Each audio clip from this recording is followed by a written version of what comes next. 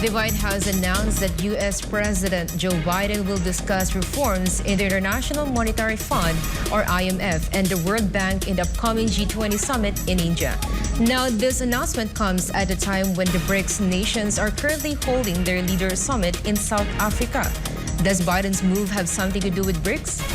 Andrea Santos has the details. United States President Joe Biden is set to advocate for reforms within the World Bank and International Monetary Fund, or IMF, during the upcoming G20 summit in New Delhi, signaling an intent to reshape global finance. This move coincides with the annual BRICS summit in Johannesburg, where emerging economies are discussing strategies to counter the dominance of Western-led financial frameworks. The White House has outlined Biden's focus on modernizing multilateral development banks, including the World Bank and the IMF, aiming to provide effective and transparent solutions to challenges faced by developing countries. National Security Advisor Jake Sullivan has announced Washington's plans to propose measure at the G20 summit that would bolster the lending capacity of the World Bank and IMF by around $200 billion.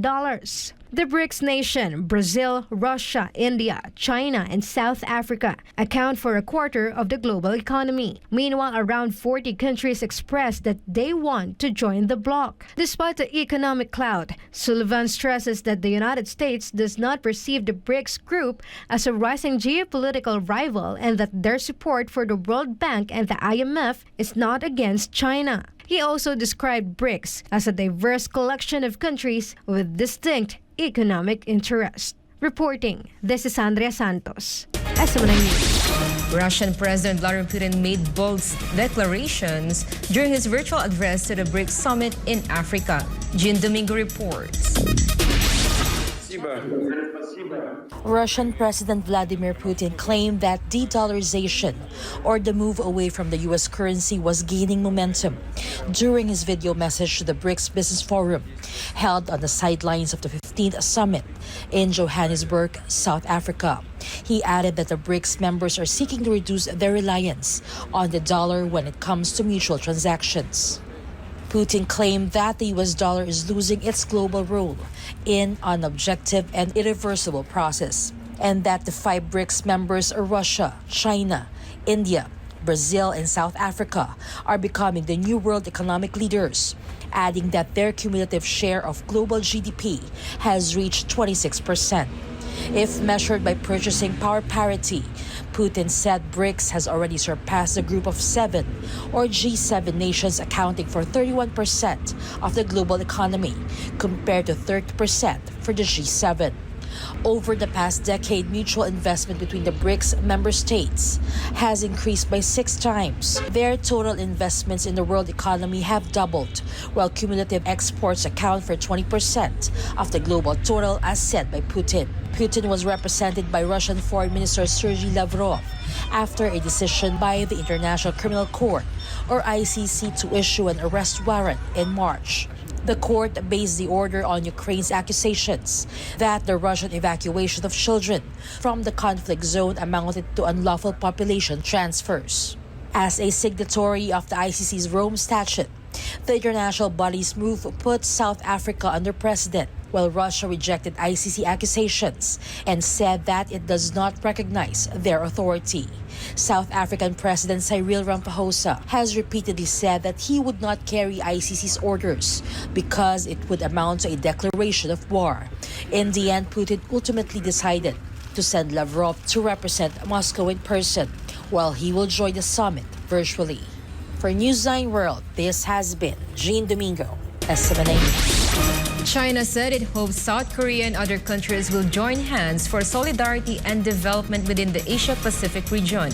This comes amid the increasing tensions following the trilateral summit of the top leaders of U.S., South Korea, and Japan at Camp David last week. Sigrid Castañeda has the details. China expects South Korea, together with other countries, to cooperate to avoid division, dispute, and confrontation, adding that unity should be embraced for peace and prosperity of the entire Asia-Pacific region. This was stated by Chinese Foreign Ministry spokesperson Wang Wenbin in a press briefing this week. On the other hand, South Korean Foreign Minister Park Jin said in an interview with Yonhap News Agency that Seoul gave a detailed explanation regarding its trilateral meeting with Japan and the U.S. at Camp Davis last Friday to China through diplomatic channels. Park clarified that the purpose of the meeting was not to target any nation. He also stressed that South Korea is ready to build a healthy and mature relationship with China according to the principle of respect that will benefit both countries. 中方注意到朴正外长的有关表态，在美日韩领导人戴维营会晤结束后，韩方通过外交渠道向中方介绍了会晤情况，并做了解释说明。针对此次美日韩领导人会晤和共同文件相关情况，特别是涉华消息动向，中方已公开表明严正立场关切，也第一时间向有关方面提出严正交涉。 According to Wang, China noticed Foreign Minister Park Jin's comment after the summit at Camp David, where Park gave details to China about what was discussed in the summit through diplomatic channels. Furthermore, China advised partner countries to be wise in their statements and acts about China. 我们奉劝并敦促有关国家谨言慎行，停止抹黑中方形象、损害中方利益，停止制造分裂对抗、损害地区和平稳定。 不要以牺牲他国战略安全利益和亚太人民福祉为代价谋一己私利。中方重视韩方表达的希望同中方发展关系的意愿，希望韩方同中方和地区国家一道，拒绝分裂冲突、阵营对抗的旧模式，开辟亚太团结合作、繁荣发展的新前景。 Wang said that some countries should just stop the destructive allegations to ruin China's image. In addition, Wang also said to stop division, confrontation, and acts that bring damage to peace and stability in the region, as well as to stop selfish interests. For God and my beloved Philippines, this has been Sigrid Castañeda, SMNI News.